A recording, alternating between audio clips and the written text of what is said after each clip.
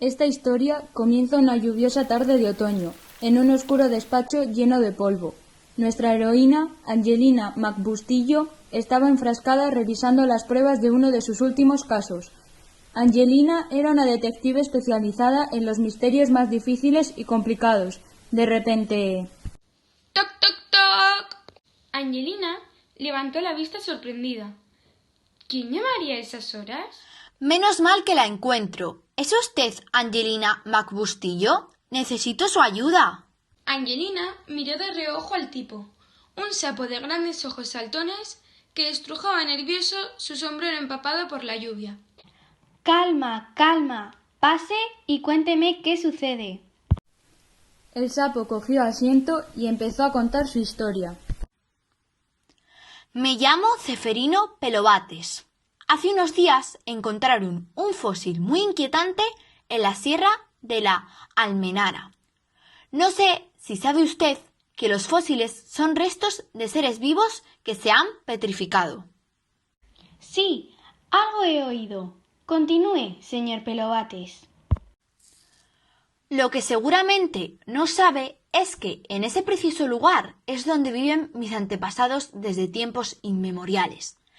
Y aquí es donde viene lo inquietante. En el fósil hay un esqueleto de renacuajo. Sospechamos que puede ser de alguien de mi familia y queremos saber qué le ocurrió. ¿Cómo fue a parar a aquel lugar para acabar convertido en piedra? Acudo a usted porque me han dicho que es experta en casos que se dan por imposibles. ¿Podrá ayudarnos? Angelina sintió, se abrochó su gabardina, cogió su libreta y dijo: De acuerdo, vayamos a examinar las pruebas. Angelina y el señor Pelobates llegaron al Museo Nacional de Ciencias Naturales, donde se encontraba el misterioso fósil. Angelina sacó un microscopio de su bolsillo y empezó a examinarlo con detenimiento. Esto me recuerda a algo. Angelina fue corriendo a la sala donde estaban las colecciones de especies del museo y rebuscó en la zona dedicada a los anfibios. Ahí había varios álbumes de fotos de la familia del señor Pelobates. Lupa en mano, se dedicó a comparar los restos fósiles del renacuajo con las fotos de la familia del señor Pelobates. Este miraba impaciente, sin atreverse a decir nada. La cola coincide, los ojos y la boca también. El tubo digestivo... Tenía usted razón, señor Pelobates. Después de examinar el fósil, queda comprobado lo mucho que se parece a los miembros de su familia. Creo que estamos ante alguno de sus antepasados, quizá de los primeros que vivieron ahí. Posiblemente sea uno de sus familiares más antiguos, de hace de miles de años. El señor Pelobates sonrió brevemente, pero enseguida volvió a preguntar. Maravilloso, pero necesito saber exactamente quién de mis familiares era. Se trata del legendario Marcelino Pelobates, primo 18º por parte de mi bisabuela, que en paz descanse, conocido por su enorme apetito y su afición a las algas. O de mi primo 25º por parte de bisabuelo, Jacinto Pelobates, famoso aventurero y experimentado nadador. Cada uno vivió en épocas diferentes. Angelina sonrió. Eso era pan comido para ella. Era experta en interrogar a las rocas para averiguar toda clase de cosas sobre ellas.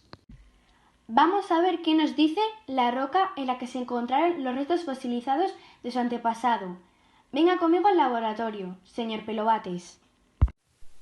En el laboratorio, Angelina se afanó en examinar la roca del fósil, buscando algún elemento que les pudiese dar alguna pista sobre el ambiente en que vivió y la fecha en la que se formó. No era una tarea fácil. Por las algas antiguas que rodeaban el fósil, supieron que había vivido en una laguna pequeña. Tras varios días sin conseguir nada más, de pronto Angelina se encontró con algo curioso. ¡Vaya! ¡Pero si es una muela! Era la pista definitiva. ¿A quién podría pertenecer esa muela? Con la ayuda de los investigadores del museo, Angelina descubrió que se trataba de una muela de un roedor, que había vivido hacía unos 5 o 6 millones de años. Nuestra heroína llamó enseguida al señor Pelobates para contarle su hallazgo. ¿5 o 6 millones de años? Deje que miren los archivos familiares. Al cabo de un rato, el teléfono de Angelina volvió a sonar. En sus memorias, mi tía cuarta, por parte de madre, Rosalía, cuenta que un día a su vecina la rata Paca se le cayó una muela y estaba muy molesta, no paraba de quejarse. Esa es la época en la que vivió mi primo lejano Marcelino. Angelina estaba muy contenta. Por fin habían resuelto el misterio de la identidad del fósil. Pero el señor Pelobates todavía no se había quedado tranquilo. Necesito saber qué le pasó al pobre Marcelino. ¿Cómo acabó convertido en fósil? No se preocupe, lo averiguaremos. Haremos una autopsia al cuerpo de Marcelino. De nuevo en el museo, Angelina examinó el fósil en busca de alguna pista. Afortunadamente, estaba tan bien conservado que se podía ver lo último que había comido Marcelino. Haciendo honor a su fama, se había dado un verdadero banquete a base de algas diatomeas, especialidad de la región.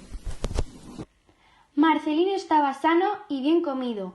Posible causa número 1 descartada. No sufrió una enfermedad. Angelina también se dio cuenta de que había algo que no encajaba en el fósil. Al identificar las algas que rodeaban el cuerpo de Marcelino, se dio cuenta de que se trataba de algas que crecían en el fondo de la laguna, no en los bordes, que es donde viven los renacuajos. ¿Cómo había llegado hasta ahí el primo lejano del señor Pelobates? Además, el renacuajo tenía una marca sospechosa en la parte derecha del cuerpo, una huella triangular. Tenía que ser una herida, pero... ¿Cómo se la hizo? ¿Qué clase de objeto la pudo causar? Eso se había convertido en un verdadero rompecabezas, y Angelina sentía que había llegado a un punto muerto.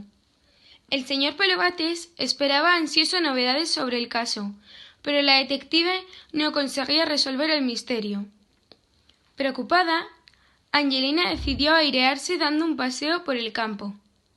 Caminó por el bosque hasta una laguna en la que se solía bañar en verano. Sentada sobre una roca para contemplar el paisaje, se fijó en unas hermosas aves que chapoteaban al borde de la laguna y metían el pico entre sus aguas. Se acercó sigilosamente a observarlas y se dio cuenta de que estaban cazando, removiendo el agua en busca de su comida. De repente, una bombillita se encendió en su cabeza. ¿Qué estarán haciendo? ¿Y si alguien cazó a Marcelino? Angelina volvió corriendo al museo para buscar y rebuscar entre sus colecciones de especies. Se dedicó a comparar la herida triangular del fósil con el pico de las aves que vivían en esa zona por aquel entonces. Esta no, tiene el pico demasiado grande. Esta tampoco, el pico tiene forma más redondeada. Esta, la forma encaja, el tamaño también. ¡Lo encontré! Fue una garceta común. Angelina telefoneó orgullosa al señor Pelobates para informarle de que había resuelto el caso. Todo indicaba que una garceta había cazado a Marcelino en la orilla y le había llevado volando, hasta que éste se le escurrió en mitad de la laguna. Y ahí se quedó, hasta que millones de años después, Angelina consiguió desentrañar el misterio. Un nuevo caso resuelto por la detective más famosa de este lado del Manzanares.